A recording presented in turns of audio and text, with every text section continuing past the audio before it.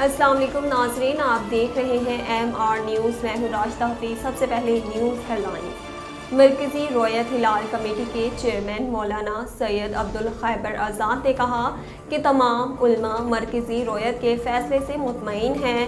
وفاقی وزیر مذہبی امور کے بیان پر رویت ہلال کمیٹی کے چیئرمین مولانا سید عبدالخبیر آزاد کا اہم بیان سامنے آ گیا۔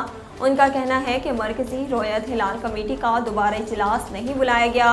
ملک بھر کے تمام مکاتب فکر کے جید علماء کرام مرکزی رویت ہلال کمیٹی کے فیصلے سے متفق ہیں۔ پوری قوم 3 مئی بروز منگل کو عید الفطر منائے گی۔ شرجیل میمن نے کہا کہ عمران نیازی کو توشہ خانہ پر ڈاکہ ڈالنے کا حساب دینا پڑے گا۔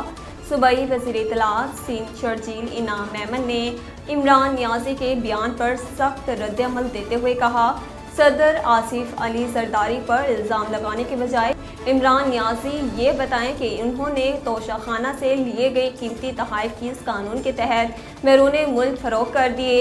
انہوں نے کہا، دوسروں پر الزام لگا کر نیازی اور اس کا ٹبر بچ سکتا ہے۔ عمران خان کو یہ بھی بتانا ہوگا کہ فرح خان گونگی کس کی فرنٹ وومن تھی۔ قومی احتساب بیورو لاہور نے سابق خاتون اول بشریٰ بی بی کی دوست فرح خان کے خلاف آمدن سے زائد اثاثہ جات کی انکوائری سے متعلق وضاحت جاری کر دی۔ ترجمان نیب لاہور نے اعلامیے میں فرح خان سے متعلق انکوائری پر آئینی قانونی دائرہ اختیار کے حوالے سے وضاحت کرتے ہوئے کہا کہ نیب کسی بھی پبلک آفس ہولڈر یا اس کے اہل خانہ کے خلاف آمدن سے زائد اثاثہ جات پر قانون کے مطابق انکوائری کر سکتا ہے۔